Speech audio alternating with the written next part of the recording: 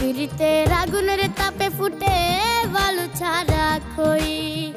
তোর পিরিতের আগুনের তাপে ফুটে বালু ছাড়া খই।